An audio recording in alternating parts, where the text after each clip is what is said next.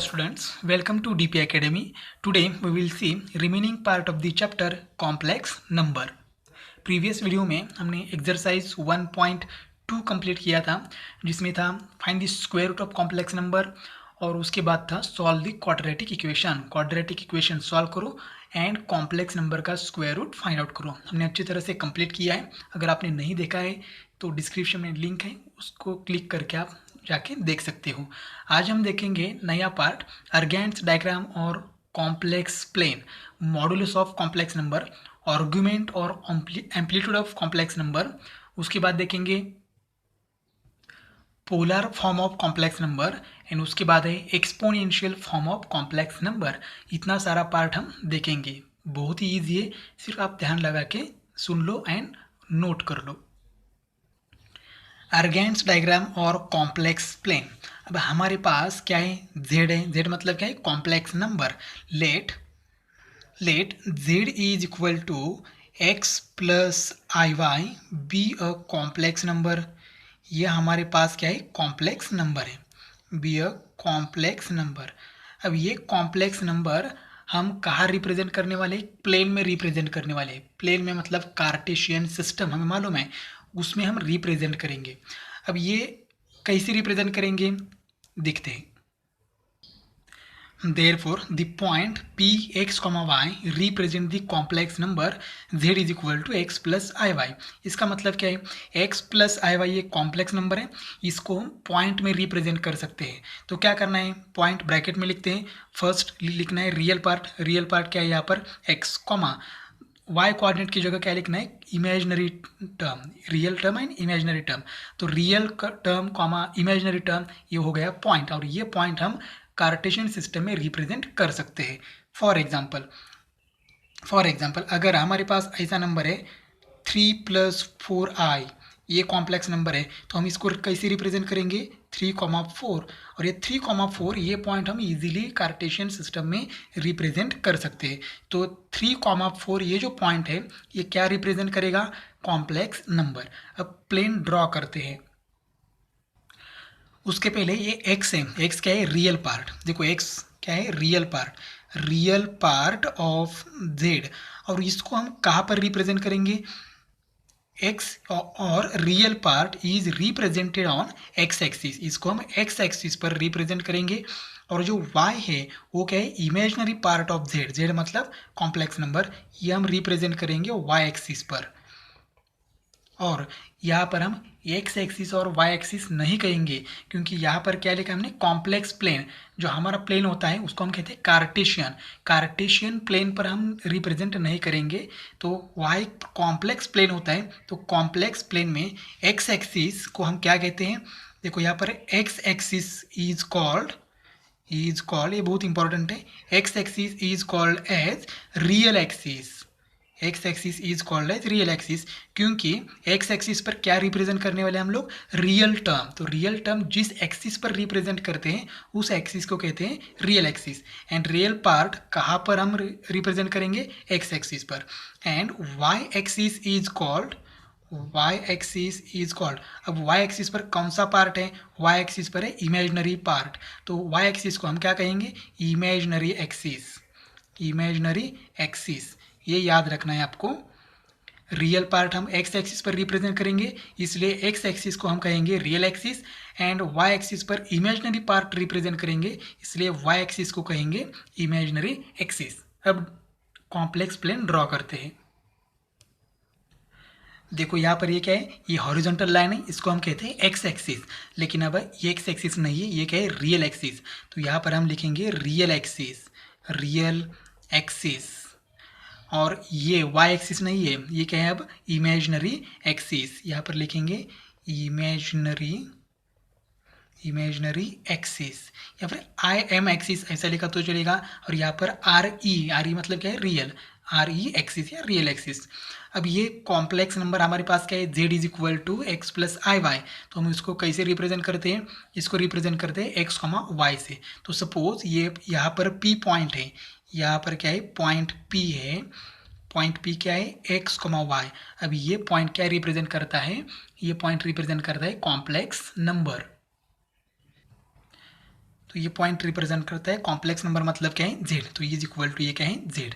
तो इस तरह से हम लोग क्या कर सकते हैं, कॉम्प्लेक्स नंबर को कॉम्प्लेक्स प्लेन में रिप्रेजेंट कर सकते हैं। सिर्फ ध्यान इतना रखना है कि कॉम्प्लेक्स प्लेन में एक्स एक्सिस नहीं लिखना है, उसकी जगह रियल एक्सिस लिखना है, एंड वाई एक्सिस नहीं लिखना है, उसकी जगह इमेजिनरी एक्सिस लिखना है। और जो कुछ भी कॉम्प्लेक्स नंबर है, सपोज यहाँ पर हमने एग्जाम्पल लिया 3+4 है, तो इसको पॉइंट में लिखना है 3,4, real part comma imaginary part, और ये पॉइंट हम इजीली रिप्रेजेंट कर सकते हैं। यहाँ पर 3 होगा, यहाँ पर 4 होगा, तो ये पॉइंट हो जाएगा P 3,4, मतलब कॉम्प्लेक्स नंबर हो जाएगा 3+4 है। बस इतना ही करना है अर्गेंट्स डायग्राम और कॉम्प्लेक्स प्लेन में। अर्गेंट्स ये साइंटिस्ट का नाम है, इसलिए उनके नाम से नाम दिया है इस प्लेन को, अर्गेंट्स डायग्राम और कॉम्प्लेक्स प्लेन।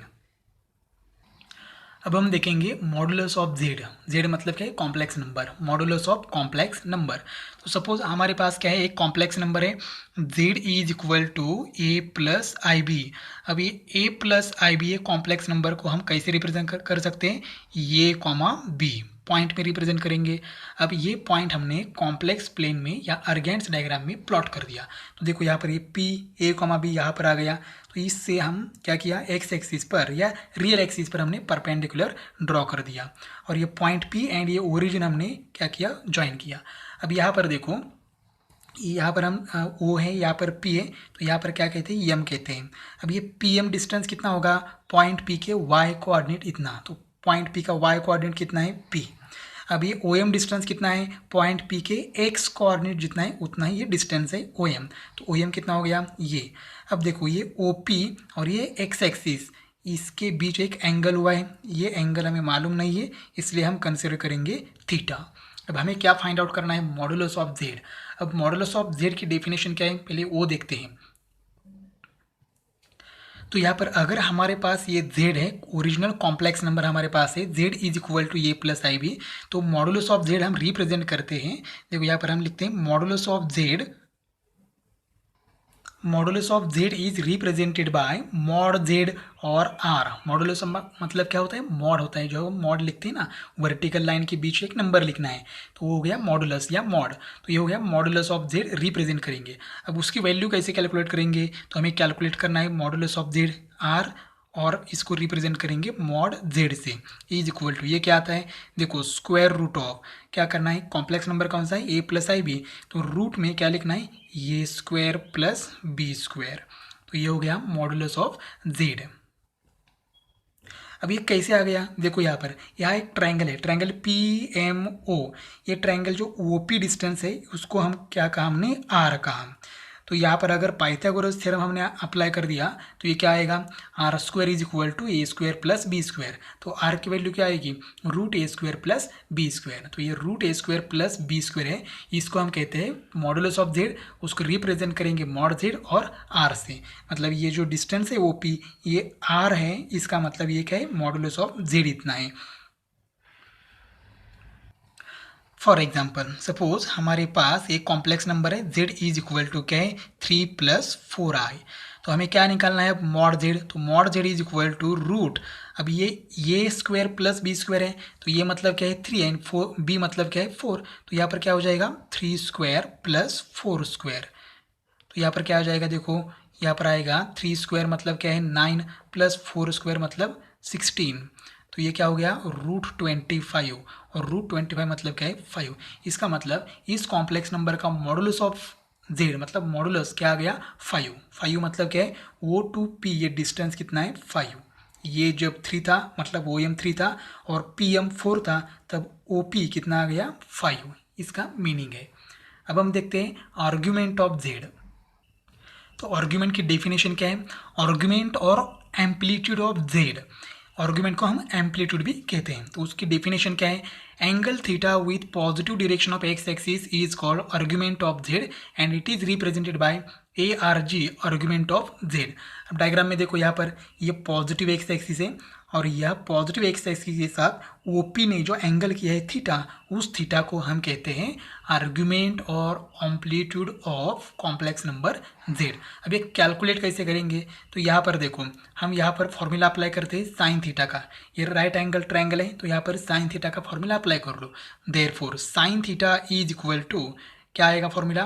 फॉर्मूला होता है opposite side divided by hypotenuse. तो अपोजिट साइड क्या है? बी, डिवाइड बाय हाइपोटेनियस क्या है? आर। आर से रिप्रेजेंट करेंगे, मॉड जेड से नहीं। तो यहाँ पर क्या हो जाएगा? B divided by r. तो यहाँ पर थीटा बी एंड आर अगर मालूम है तो हम थीटा कैलकुलेट कर सकते हैं। या फिर कॉस थीटा का फॉर्मूला अप्लाई कर लो। Cos theta is equal to, diagram में कॉस थीटा क्या होता है? एडजेसेंट साइड मतलब O M divided by hypotenuse मतलब ओ पी, इसका मतलब ए डिवाइडेड बाय आर। तो cos theta is equal to ये डिवाइडेड बाय आर। अब यहाँ पर देखो आर हमें कैलकुलेट करना होगा, ए एंड बी तो हम डायरेक्टली फाइंड आउट कर सकते हैं, तो लेकिन आर हमें कैलकुलेट करना होगा इस फॉर्मूले से। अगर हमें आर कैलकुलेट नहीं करना है, डायरेक्टली ए एंड बी से हमें एम्पलीट्यूड फाइंड आउट करना है, तो हम फाइंड आउट कर सकते हैं। कैसे? तो देखो यहाँ पर ये डायग्राम है, यहाँ पर टेन थीटा का फॉर्मूला अप्लाई कर लो। तो टेन थीटा का फॉर्मूला क्या होता है? Opposite side divided by adjacent side. तो opposite side b divided by adjacent side क्या है? ये। तो यहाँ पर हो जाएगा therefore tan theta is equal to क्या है यहाँ पर? बी डिवाइडेड बाय ये। तो यहाँ पर थीटा कैलकुलेट कर सकते हैं, टेन यहाँ ले लो तो हमें क्या मिलेगा? थीटा मिलेगा। तो बेसिकली हम ये फॉर्मूला अप्लाई करेंगे, tan theta is equal to B upon A. Easy हो जाता है कैलकुलेशन के लिए। तो ये है एम्पलीट्यूड का फॉर्मूला, मतलब थीटा कैलकुलेट करने के लिए ये फॉर्मूला अप्लाई करेंगे, tan theta is equal to B upon A. And modulus calculate करने के लिए आर इज इक्वल टू मतलब mod Z is equal to root A square plus P square. ये बेसिक कंसेप्ट है modulus of complex number and argument of complex number. अब हम देखेंगे polar form of complex number. हमारे पास complex number कैसा है? z इज इक्वल टू ये प्लस आई बी। तो ये प्लस आई बी को हमने पॉइंट में रिप्रेजेंट किया। कैसे रिप्रेजेंट किया? p ये कॉमा b। तो ये पॉइंट है, यहाँ पर a कॉमा b, ये कॉम्प्लेक्स नंबर है। ये हमने परपेंडिकुलर ड्रॉ कर दिया, यहाँ पर em है, तो ये ओ एम डिस्टेंस है ये, और पी एम डिस्टेंस है बी, और इसको हम कहते हैं ओ पी को कहते हैं आर या फिर मॉडुलस ऑफ जेड, अभी हमने देखा। और यहाँ पर आर्गुमेंट है, आर्गुमेंट थीटा। अब हमें क्या करना है? देखो यहाँ पर हमने एक फॉर्मूला अप्लाई किया था आर्ग्यूमेंट में, एक बार फिर से अप्लाई करते हैं। Sine theta is equal to, तो sine theta is equal to formula क्या होता है? Opposite side divide by hypotenuse मतलब बी अपॉन आर। अब ये आर यहाँ पर डिवाइड है, यहाँ जाके साइन को क्या हो जाएगा? मल्टीप्लाई। देयरफॉर फॉर्मूला हो जाएगा B is equal to are into sine theta. ये हमने ट्रिग्नोमेट्री में भी देखा है, पोलर फॉर्म हमने ट्रिग्नोमेट्री में भी देखा था। अब यहाँ पर कॉस थीटा भी कैलकुलेट करना है, तो cos theta is equal two adjacent side divided by hypotenuse मतलब ये अपॉन आर। तो यहाँ पर आर डिवाइड है, यहाँ जाके कॉस को मल्टीप्लाई हो जाएगा, तो ये इज इक्वल टू क्या हो जाएगा? R into cos theta. मतलब यहाँ पर ये एंड बी की वैल्यू हमने कैलकुलेट कर दी। अब यहाँ पर z हमने कैसे रिप्रेजेंट किया है? z इज इक्वल टू ये प्लस आई बी, ये क्या है? Original complex number. अब ये एंड बी की वैल्यू हमारे पास है, तो ये वैल्यू यहाँ पर पुट करते हैं। Therefore z is equal to ये क्या है? देखो r cos थीटा प्लस ये i as it is, b की वैल्यू क्या है? r sin theta. क्या किया हमने? सिर्फ ये एंड बी की वैल्यू यहाँ पर पुट कर दिया। तो z इज इक्वल टू, अब r कॉमन दिख रहा है तो r कॉमन निकालेंगे, यहाँ क्या रहेगा? cos थीटा प्लस यहाँ पर क्या रहेगा? i sin theta. और ये जो फॉर्म है, इस फॉर्म को हम कहेंगे पोलर फॉर्म। इस पॉइंट को हम कहेंगे पोलर फॉर्म, पोलर फॉर्म। अगर डायग्राम में दिखाना है पोलर फॉर्म तो कैसे इंडिकेट करेंगे? हमने ट्रिग्नोमेट्री में भी देखा था, polar form R and theta के फॉर्म में रिप्रेजेंट होता है। तो यहाँ पर देखो ये पॉइंट पी है, अगर इसको हम रिप्रेजेंट करना चाहते हैं तो पॉइंट पी को हम रिप्रेजेंट करेंगे point P R comma theta. अगर आपको आर मालूम है मतलब ओ पी डिस्टेंस मालूम है एंड थीटा मालूम है, तो हम लोग पॉइंट पी रिप्रेजेंट कर सकते हैं। ये पोलर फॉर्म, और ये कार्टेशियन फॉर्म, ये कॉमा बी, ये क्या है? Cartesian form. तो ये पोलर फॉर्म। और पोलर फॉर्म में क्या होना चाहिए? आर होना चाहिए। देखो यहाँ पर आर है और थीटा है। आर कैसे कैलकुलेट करेंगे? तो आर का फॉर्मूला हम यहाँ पर लिख सकते हैं where R is equal to, R कैसे कैलकुलेट करेंगे? तो इस डायग्राम में पाइथागोरस थ्योरम अप्लाई कर लो, या फिर मॉडुलस ऑफ जेड। आर क्या है? देखो आर क्या है? Modulus of z. तो आर इज इक्वल टू कैसे कैलकुलेट करेंगे? Root A square plus B square. And ये थीटा है, थीटा कैसे कैलकुलेट करेंगे? तो tan theta is equal to B upon ये। ये थीटा कैलकुलेट करेंगे। देखो यहाँ पर tan theta is equal to B upon a, तो आर है तो आर आई से कैलकुलेट करेंगे, और थीटा है तो थीटा कैलकुलेट करेंगे tan theta is equal to B upon a. इस फॉर्मूले से हम थीटा कैलकुलेट करेंगे। तो आपको क्या याद रखना है, अगर ये कॉम्प्लेक्स नंबर है तो उसका पोलर फॉर्म क्या है, z is equal to R cos theta plus I sine theta, ये पोलर फॉर्म। अब देखते हैं exponential form of complex number. अब एक्सपोनेंशियल फॉर्म के लिए हमें कंसीडर करते हैं if cos theta plus I sine theta, cos theta plus I sine theta is equal to E raise to I theta. अब ये ई मतलब क्या है, एक्सपोनेंशियल फॉर्म। ये कैसे आया, ये आपको ट्वेल्थ के बाद जब आप इंजीनियरिंग करोगे, वहाँ पर कॉम्प्लेक्स नंबर पढ़ोगे, तभी आपको पता चल जाएगा। हायर स्टडीज़ में यहाँ पर कुछ ज़रूरत नहीं है, सिर्फ हमें याद रखना है cos theta is equal to I sine theta is equal to क्या होता है, E raise to I theta. E मतलब एक्सपोनेंशियल है, आई मतलब कॉम्प्लेक्स नंबर है, और थीटा मतलब क्या है, आर्गुमेंट। यहाँ और यहाँ जो थीटा होता है वही थीटा यहाँ पर होता है। अब हमें क्या मालूम है, हमें मालूम है पोलर फॉर्म। तो पहले पोलर फॉर्म लिखते हैं, z is equal to are into cos theta plus I sine theta, ये क्या है, polar form. Therefore z is equal to are into, अब ये कॉस थीटा प्लस आई साइन थीटा की जगह हम क्या लिखेंगे, e raise to I theta, e raise to I theta. और ये जो फॉर्म है इसको हम कहते हैं एक्सपोनेंशियल फॉर्म, ये है एक्सपोनेंशियल फॉर्म। बस कॉम्प्लेक्स नंबर हम तीन फॉर्म में रिप्रेजेंट कर सकते हैं। एक फॉर्म है हमारा original z is equal to A plus I B, इसको भी हम नाम देंगे अभी, ये है original form z is equal to A plus I B. z is equal to are into cos theta plus I sine theta, ये polar form है, और ये क्या है, एक्सपोनेंशियल फॉर्म। अब यहाँ पर हम सब फॉर्म्स एक साथ लिखते हैं, फॉर्म्स ऑफ कॉम्प्लेक्स नंबर। तो फर्स्ट फॉर्म है रेक्टेंगुलर फॉर्म, जब हमने जेड आई से रिप्रेजेंट किया था, Z is equal to A plus I B, तो उसे हम कहते हैं रेक्टेंगुलर फॉर्म।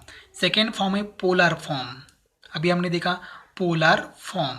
तो ये पोलर फॉर्म कैसे रिप्रेजेंट करते हैं, Z is equal to are into cos theta plus I sine theta, ये हो गया पोलर फॉर्म। और third last exponential form, exponential form, exponential form. तो एक्सपोनेंशियल फॉर्म भी अभी हमने रिप्रेजेंट किया, z is equal to are into E raise to I theta, ये हो गया एक्सपोनेंशियल फॉर्म। अब ये रेक्टेंगुलर फॉर्म हमने यहाँ पर कभी नाम सुना नहीं है अभी तक, ठीक है, ये आप ट्वेल्थ के बाद आप इसको क्या कहोगे, रेक्टेंगुलर फॉर्म, और इसको कहोगे पोलर फॉर्म, और ये है एक्सपोनेंशियल फॉर्म। ये तीनों फॉर्म हमें याद रखने हैं, क्योंकि हमारा क्वेश्चन होता है if z is equal to A plus I B then convert it into polar form. तो पोलर फॉर्म के कन्वर्ट करने के लिए हमें ये फॉर्म पहले याद होनी चाहिए। अब हम देखते हैं एक्सरसाइज 1.3, उसका फर्स्ट क्वेश्चन है find the modulus and amplitude for each of the following complex number. इसमें फर्स्ट क्वेश्चन है 7 माइनस 5y। अब पहले हम इसको z कंसिडर करते हैं, z is equal to 7 minus 5y। अब हमें क्या करना है, मॉडुलस फाइंड आउट करना है, तो इसको क्या करेंगे, हम कंपेयर करेंगे, कंपेयर करके हम क्या करेंगे, a एंड b के वैल्यू फाइंड आउट करेंगे। तो कंपेयरिंग विथ, देखो ऐसा ही सॉल्व करना है, कंपेयरिंग विथ किसके साथ, z is equal to a plus I B के साथ। तो देखो ये क्या हो जाएगा, ये is equal to 7 and b is equal to minus 5। अब हम z है तो मॉडुलस ऑफ z मतलब मॉड z फाइंड आउट करना है। अब मॉड z का फॉर्मूला क्या है, फॉर्मूला है रूट ए स्क्वायर प्लस बी स्क्वायर, अभी हमने देखा था। तो यहाँ पर ए एंड बी की वैल्यू पुट करते हैं, तो ये क्या है 7, तो ये 7 स्क्वायर प्लस b मतलब माइनस 5 ब्रैकेट स्क्वायर, ये हमने ए एंड बी की वैल्यू पुट कर दिया। अब हमें स्क्वायर करना है, therefore modulus of z is equal to square root of 7 का स्क्वायर हो जाएगा 49 प्लस माइनस 5 का स्क्वायर 25। तो ये क्या हो जाएगा, देखो यहाँ पर modulus of z is equal to, यहाँ पर लिखते हैं रूट 74, क्या हो जाएगा रूट 74। अब 74 का स्क्वायर रूट हमें मालूम नहीं, इसलिए एज इट इज रखेंगे। अब हमें कैलकुलेट करना है एम्पलीट्यूड। एम्पलीट्यूड का मतलब है आर्गुमेंट, और एम्पलीट्यूड एंड आर्गुमेंट हम थीटा से रिप्रेजेंट करते हैं। तो थीटा का फॉर्मूला हमें मालूम है tan theta is equal to, formula क्या है, बी डिवाइडेड बाय ये imaginary part divided by real part. अब यहाँ पर देखो tan theta is equal to, tan theta is equal to B क्या है, -5 डिवाइड बाय ये क्या है 7।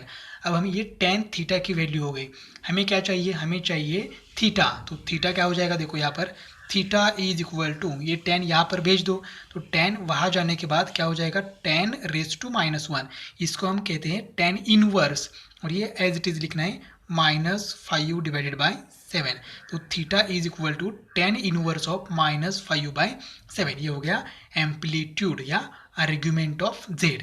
तो ये टेन इनवर्स, अब टेन के टेबल में -5/7 हमें मालूम नहीं है कौन से एंगल पर है, टेबल में वैल्यू नहीं है ना -5/7, इसलिए हम यहाँ पर डिग्री में या रेडियन में एंगल नहीं लिखेंगे। तो यही हमारा फाइनल आंसर है। नेक्स्ट एग्जाम्पल है √3 + √2i, इसको हमने z कंसिडर कर दिया। अब हमें कंपेयर करना है z is equal to a + ib से, तो ये क्या मिलेगा, देयरफॉर ये is equal to real part, real part क्या है √3 एंड b इमेजनरी पार्ट है, तो यहाँ का इमेजनरी पार्ट क्या है √2। अब हमें मॉडुलस ऑफ z कैलकुलेट करना है, तो उसका formula modulus of z is equal to, formula है √a² + b²। अब यहाँ पर वैल्यू पुट करते हैं, इज इक्वल टू रूट, अब ये की वैल्यू क्या है √3 ब्रैकेट स्क्वायर प्लस बी की वैल्यू क्या है √2 ब्रैकेट स्क्वायर। अब देखो यहाँ पर ये स्क्वायर रूट कैंसिल हो जाएगा, तो क्या रहेगा यहाँ पर 3 प्लस यहाँ पर स्क्वायर रूट कैंसिल हो जाएगा, तो यहाँ रहेगा 2। Therefore modulus of z is equal to क्या हो जाएगा √5। अब हमें कैलकुलेट करना है एम्पलीट्यूड, तो एम्पलीट्यूड का फॉर्मूला एक बार फिर से tan theta is equal to क्या है b/ये, तो tan theta is equal to b क्या है, b है √2 डिवाइड बाय ये क्या है √3। अब ये टेन यहाँ पर भेज दो, देखो ये टेन यहाँ से लेफ्ट साइड में राइट साइड में जाने के बाद क्या होता है, देखो थीटा इज इक्वल टू, पहले टेन लिखना है, टेन रेज टू -1 मतलब टेन इनवर्स, और यहाँ पर ये term as it is √2 divided by √3, ये हो गया हमारा थीटा। नेक्स्ट एग्जाम्पल है -8 + 59, इसको हमने z कंसिडर कर दिया एंड इसको कंपेयर करना है z is equal to a + ib से। देयरफॉर ये क्या मिलेगा, ये is equal to real part -8 and b is equal to, b क्या है इमेजनरी पार्ट, तो इमेजनरी पार्ट है 15। अब यहाँ पर modulus of z is equal to, formula √a² + b², A and B की वैल्यू पुट कर लो, ये मतलब है -8 ब्रैकेट स्क्वायर एंड b की वैल्यू क्या है 15 ब्रैकेट स्क्वायर। अब इसका स्क्वायर रूट ले लो, तो -8 का स्क्वायर रूट क्या होगा 64 प्लस 15 का स्क्वायर हो जाएगा 225। अब दोनों के एडिशन करेंगे तो आंसर आएगा 289 √289।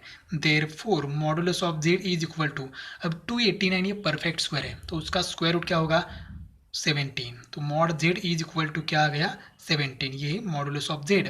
अब कैलकुलेट करते हैं एम्पलीट्यूड, देयरफॉर एम्पलीट्यूड का formula tan theta is equal to b divided by ये, तो tan theta is equal to b क्या है, b है 15 डिवाइडेड बाय -8, टेन वहाँ पर भेज दो, therefore theta is equal to tan inverse of -15 divided by 8, ये हो गया एम्पलीट्यूड।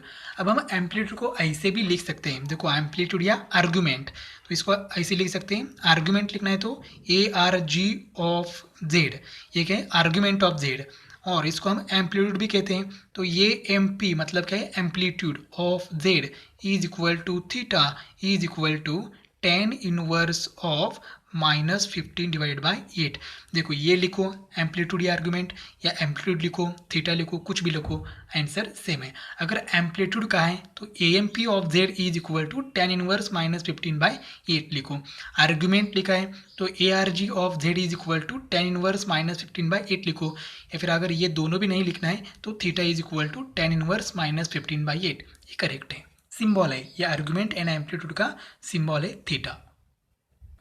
नेक्स्ट एग्जाम्पल है -3 × 1 - i, जेड, इसको हमने जेड कंसीडर कर दिया। अब ये -3 है बाहर ब्रैकेट के बाहर, इसको हमने क्या किया, ब्रैकेट में मल्टीप्लाई कर दिया। -3 into 1 -3, minus into minus plus, 3 into i 3i।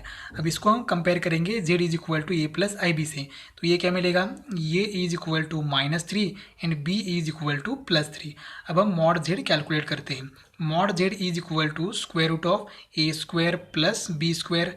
अब यहाँ पर वैल्यू पुट करते हैं, तो ये हो जाएगा -3 ब्रैकेट स्क्वायर, ए की वैल्यू, बी की वैल्यू है 3 ब्रैकेट स्क्वायर। अब दोनों का स्क्वायर करते हैं, therefore mod Z is equal to square root of 9 plus 3 का स्क्वायर 9, तो ये क्या हो जाएगा, √18। अब 18 का स्क्वायर रूट हम कैलकुलेट कर सकते हैं, या फिर नहीं किया तो भी चलेगा। अगर करना ही है तो कैसे करेंगे, एक तो एज इट इज़ रखो, अगर करना है स्क्वायर रूट फाइंड आउट करना है तो ऐसे लिखो, √9 इंटू 2, 18 को हमने ऐसे लिखा। Therefore mod Z is equal to 9 का स्क्वायर रूट 3, 3√2। ये भी मॉडुलस है, ये भी मॉडुलस है, तो कोई प्रॉब्लम नहीं है। अब हमें कैलकुलेट करना है एम्पलीट्यूड, तो एम्पलीट्यूड का formula tan theta is equal to B divided by ये। tan theta is equal to B क्या है देखो, 3 डिवाइडेड बाय -3, तो tan theta is equal to क्या हो जाएगा, -1। अब tan के टेबल में -1 है या नहीं ये देखना है। -1 तो नहीं है, लेकिन क्या है, +1 जरूर है। अब हमें क्या करना है, ये 1 है, इसको हम लिख सकते हैं tan theta is equal to minus, as it is 1 को हम लोग ऐसे लिख सकते हैं tan π/4, क्योंकि अगर टेबल में देखा हमने ट्रिग्नोमेट्री के टेबल में, तो tan π/4 की वैल्यू क्या है, 1, तो 1 की जगह हम क्या लिख सकते हैं, tan π/4। अब ये tan कैंसिल हो जाता कब, जब ये माइनस साइन नहीं होता। अब ये माइनस साइन है तो हम इसको कैंसिल, tan को कैंसिल नहीं कर सकते। तो क्या करना है, यहाँ पर हमने एक पार्ट देखा है ट्रिग्नोमेट्री सेकेंड चैप्टर में, अलर्ड एंगल्स। तो अलर्ड एंगल्स ये कंसेप्ट हम यहाँ पर यूज़ करते हैं, इसलिए हमने पहले ट्रिग्नोमेट्री चैप्टर देखे थे, दोनों भी, trigonometry first and trigonometry second. तो यहाँ पर अलर्ड एंगल का कंसेप्ट यूज़ करते हैं। Therefore tan theta is equal to, यहाँ पर हम ऐसे लिख सकते हैं tan π-π/4। अब ये कैसे आ गया देखो, tan π-θ इज इक्वल टू, हमने अलग एंगल्स में देखा है पाई माइनस थीटा है तो tan का tan ही रहते हैं, tan थीटा, थीटा देखो यहाँ का थीटा यहाँ पर लिखना है। और पाई माइनस थीटा क्वाड्रेंट कौन सा है, सेकेंड क्वाड्रेंट में tan कैसा होता है, नेगेटिव, तो tan का आंसर भी क्या आएगा, नेगेटिव। मतलब -tan थीटा की जगह हम लोग क्या लिख सकते हैं, tan π-θ। देखो यहाँ पर -tan थीटा, थीटा मतलब क्या हो गया, π/4, तो -tan थीटा की जगह हमने क्या लिखा, tan π-θ, tan π-θ, थीटा मतलब π/4। यहाँ का थीटा यहाँ पर लिखना है, तो यहाँ का थीटा हमने यहाँ पर लिख दिया। ये अलर्ड एंगल्स, अगर आपको अलर्ड एंगल्स मालूम नहीं है तो नीचे डिस्क्रिप्शन में लिंक है ट्रिग्नोमेट्री सेकेंड की, वहाँ पर अलर्ड एंगल्स करके एक छोटा सा वीडियो है, वो आप देख सकते हैं। क्योंकि अगर अलर्ड एंगल्स आपको मालूम नहीं है तो एम्पलीट्यूड आपको नहीं आएगा, क्योंकि अगर एम्पलीट्यूड में माइनस साइन आता है तो फिर दिक्कत हो सकती है। मॉडुलस में कोई प्रॉब्लम नहीं है, मॉडुलस आप इजीली कैलकुलेट कर सकते हो। अब यहाँ पर देखो tan कैंसिल हो जाएगा, क्योंकि यहाँ पर दोनों tan प्लस है, यहाँ पर ये tan माइनस था और ये tan प्लस था, तो वो कैंसिल नहीं होगा। अब tan कैंसिल हो जाएगा और यहाँ पर रहेगा therefore theta is equal to क्या रहेगा, सिर्फ π-π/4। तो थीटा इज इक्वल टू, ये कैलकुलेट करोगे तो 4π - π 3π, क्रॉस मल्टीप्लाई करने के बाद 3π/4, ये है एम्पलीट्यूड। यहाँ पर क्या इंपॉर्टेंट पॉइंट है कि आपको अलर्ड एंगल्स मालूम होना चाहिए। अब देखो हमारा ये जो एंगल है ये कहाँ पर है, ये 3π/4 का मतलब, π/4 मतलब 45, 45 इंटू 3 क्या हो जाएगा, 135। तो ये 135 एंगल कौन से क्वाड्रेंट में, सेकेंड क्वाड्रेंट में greater than 90 and less than 180 ये एंगल होते हैं। तो ये एंगल सेकेंड क्वाड्रेंट में है, इसका मतलब हमारा कॉम्प्लेक्स नंबर भी सेकेंड क्वाड्रेंट में है। चेक करते हैं, अगर कॉम्प्लेक्स नंबर हमें क्वाड्रेंट में दिखाना है तो हमें क्या करना होगा, इसको पॉइंट में कन्वर्ट करना है। तो देखो ये -3, +3 को हम ऐसे लिख सकते हैं, -3 + 3। पॉइंट में हमने देखा भी अर्गेंस डायग्राम या कॉम्प्लेक्स प्लेन में, रियल पार्ट इमेजिनरी पार्ट, -3 +3। तो ये क्या हो गया, माइनस प्लस, ये पॉइंट कौन से क्वाड्रेंट में होता है, सेकेंड क्वाड्रेंट में होता है। X coordinate negative and Y coordinate positive. इसका मतलब जेड मतलब कॉम्प्लेक्स नंबर सेकेंड क्वाड्रेंट में है तब एंगल थीटा भी कहाँ पर आना चाहिए, सेकेंड क्वाड्रेंट में ही आना चाहिए। तो हमारा आ गया है 3π/4। बुक में पीछे आंसर गलत है, ये करेक्ट आंसर है। नेक्स्ट एग्जाम्पल है -4 इसको हमने z कंसिडर कर दिया, कंपेयर करना है a प्लस IB से। देयरफॉर ये क्या मिलेगा, ये is equal to -4 and b is equal to क्या है -4, दोनों सेम है। अब यहाँ पर देखो मॉड z क्या आएगा, मॉडुलस ऑफ z फॉर्मूला क्या है, √a² प्लस b²। अब यहाँ पर mod z is equal to √a² मतलब -4 ब्रैकेट स्क्वायर प्लस b क्या है, b भी -4 है तो -4 ब्रैकेट स्क्वायर। अब दोनों का स्क्वायर करते हैं यहाँ पर तो क्या हो जाएगा, -4 का स्क्वायर 16 प्लस -4 का square 16। Modulus of z is equal to क्या हो जाएगा यहाँ पर √32। एज इट इज़ लिखा तो भी चलेगा, एज इट इज़ ही रखते हैं, कोई प्रॉब्लम नहीं है सॉल्व करने के लिए। लेकिन अगर सॉल्व किया तो कैसे करेंगे, √32 को हम ऐसे लिख सकते हैं या 16 इंटू 2, यहाँ पर कैसे लिखेंगे 16 इंटू 2, ये 16 है। अब यहाँ पर क्या हो जाएगा, mod z is equal to 16 का स्क्वायर √4 और ये 2 का स्क्वायर रूट मालूम नहीं है तो ये हो गया z। अब हमें क्या करना है, एम्पलीट्यूड, तो उसका फॉर्मूला क्या है, tan theta is equal to formula है b डिवाइडेड बाय ये, तो b क्या है -4 डिवाइडेड बाय ये क्या है -4। Therefore tan theta is equal to -4 cancel क्या रहेगा 1। अब tan के टेबल में 1 है, therefore tan theta is equal to क्या आएगा tan π/4। प्रीवियस एग्जाम्पल में क्या हुआ था, -1 आया था इसलिए हमें अलग एंगल्स यूज़ करना पड़ा। जब माइनस आता है तब अलग एंगल यूज़ करना है, प्लस आता है तब नहीं यूज़ करना है। तो tan cancel, therefore theta is equal to π/4। अब π/4 ये एंगल कौन से क्वाड्रेंट में, फर्स्ट, इसका मतलब कॉम्प्लेक्स नंबर कहाँ पर होना चाहिए, फर्स्ट क्वाड्रेंट में होना चाहिए। नेक्स्ट एग्जाम्पल है √3 - I, इसको हमने z कंसिडर कर दिया, कंपेयर किया z is equal to a plus IB से। अब ये क्या होगा, देयरफॉर ये is equal to √3 and b is equal to -1। b मतलब क्या है, कोएफिशिएंट ऑफ i, तो यहाँ पर i का कोएफिशिएंट क्या है -1। अब mod z is equal to क्या हो जाएगा, square root of a² plus b²। अब mod z is equal to square root of ये क्या है √3 ब्रैकेट स्क्वायर प्लस b क्या है -1 ब्रैकेट स्क्वायर।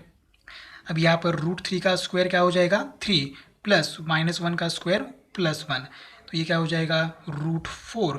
इसका मतलब mod z is equal to answer क्या आएगा 2।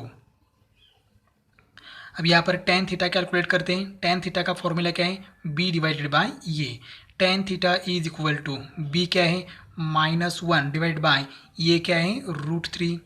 अब यहाँ पर एक बार फिर से हमें अलग एंगल्स की ज़रूरत है, लेकिन उसके पहले tan theta is equal to -1/√3 tan के टेबल में है, कौन से एंगल पर है, π/6 मतलब tan 30 डिग्री। तो यहाँ पर क्या लिखेंगे tan 30 मतलब π/6। अब यहाँ पर -tan थीटा है तो -tan थीटा की जगह हम अलग एंगल्स यूज़ करेंगे। Therefore tan theta is equal to -tan theta की जगह हम लिख सकते हैं tan π - थीटा मतलब π/6। क्या किया हमने यहाँ पर कौन सा फॉर्मूला अप्लाई किया, tan π - theta is equal to -tan theta, अलग एंगल्स, -tan थीटा की जगह हम लिख सकते हैं tan π - थीटा मतलब यहाँ पर क्या है π/6। अब tan कैंसिल हो जाएगा, थीटा इज इक्वल टू π - तो यहाँ पर क्रॉस मल्टीप्लाई करेंगे तो theta is equal to 6 into π 6π -π 5π/6। ये हो गया हमारा एम्पलीट्यूड थीटा। अब यहाँ पर अगर बुक में देखा पीछे आंसर तो आंसर गलत है, कहाँ पर मिस्टेक हुई है देखते हैं। ये जो कॉम्प्लेक्स नंबर है √3 - I, तो उसको हम अगर रिप्रेजेंट करेंगे तो कौन से क्वाड्रेंट में आएगा, कॉम्प्लेक्स प्लेन में, तो प्लस और माइनस कौन से क्वाड्रेंट में होता है, फोर्थ क्वाड्रेंट। तो एंगल भी कहाँ पर आना चाहिए, फोर्थ क्वाड्रेंट। तो π - थीटा ये जो एंगल है हमने यहाँ पर अलग एंगल्स यूज़ किया, π - थीटा, तो ये कौन सा क्वाड्रेंट है, सेकेंड क्वाड्रेंट। लेकिन हमारा थीटा मतलब कॉम्प्लेक्स नंबर, तो सेकेंड फोर्थ क्वाड्रेंट में, तो एंगल भी कहाँ पर होना चाहिए, फोर्थ क्वाड्रेंट में। तो यहाँ पर हमें टेन पाई माइनस थीटा की जगह फॉर्मूला कौन सा यूज़ करना है, tan two pi minus theta, quadrant कौन सा है, फोर्थ।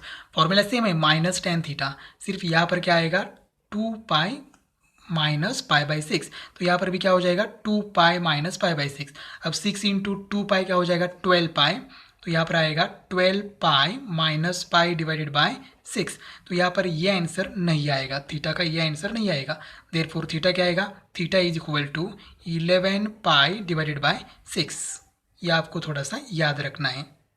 अगर माइनस आता है तो थोड़ा सा प्रॉब्लम है, आपको अलग एंगल्स यूज करना है, लेकिन वो क्वाड्रेंट डिसाइड करके अप्लाई करना है।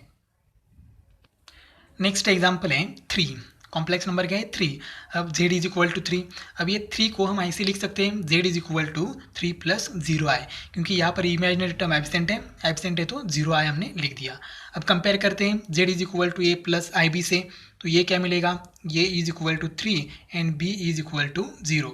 तो mod z is equal to क्या हो जाएगा, रूट ए स्क्वायर प्लस बी स्क्वायर। तो ये क्या है 3, तो ये हो जाएगा 3 स्क्वायर प्लस 0 स्क्वायर। तो mod z is equal to answer क्या आएगा, root 9। Therefore mod z is equal to क्या आएगा, 3। अब tan theta is equal to formula होता है b by a, b divided by a. तो tan theta is equal to b क्या है, 0 डिवाइडेड बाई 3।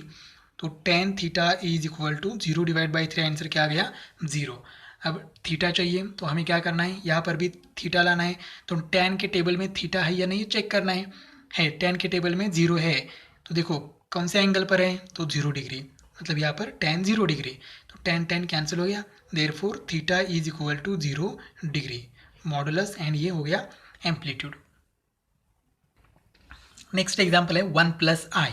इसको हमने z कंसिडर कर दिया, कंपेयर करेंगे a प्लस आई बी से, तो ये मिलेगा 1 एंड b भी मिलेगा 1। तो z कैसे कैलकुलेट करेंगे, मॉडुलस ऑफ z कैलकुलेट करेंगे। Mod z is equal to root A square plus B square, ये भी 1 है b भी 1 है, तो 1 स्क्वायर प्लस 1 स्क्वायर। तो mod z is equal to क्या हो जाएगा, रूट 2, 1 का स्क्वायर 1 प्लस 1 का स्क्वायर 1, 1 प्लस 1 2 हो जाएगा, रूट 2। अब थीटा कैलकुलेट करना है, तो tan theta is equal to b divided by ये, b 1 है a भी 1 है, तो tan theta is equal to क्या आएगा, 1। अब ये 1 को हमें रिप्लेस करना है, क्योंकि टेन के टेबल में 1 है तो रिप्लेस कर सकते हैं। Tan theta is equal to क्या आएगा, tan pi by 4। Tan pi by 4 की वैल्यू 1 होती है, therefore tan tan cancel, theta is equal to pi by 4। Next example है 1 प्लस आई रूट 3। उसको हमने z कंसिडर कर दिया, कंपेयर करेंगे तो ये मिलेगा, ये is equal to 1 and b is equal to coefficient of i, मतलब इमेजिनरी टर्म रूट 3। अब modulus of z is equal to formula है a square root A square plus root B square, root A square plus B square. Mod z is equal to square root of, ये 1 है तो 1 square plus b क्या है, root 3 bracket square. अब यहाँ पर 1 का स्क्वायर क्या हो जाएगा, 1 प्लस रूट 3 का स्क्वायर 3, तो ये क्या आ जाएगा, रूट 4। अब यहाँ पर मॉडुलस ऑफ z क्या हो गया, therefore modulus of z is equal to 2। अब थीटा कैलकुलेट करते हैं, therefore formula tan theta is equal to b divided by ये, b की वैल्यू क्या है, रूट 3 डिवाइडेड बाय 1। इसका मतलब tan theta is equal to क्या हो गया, रूट 3।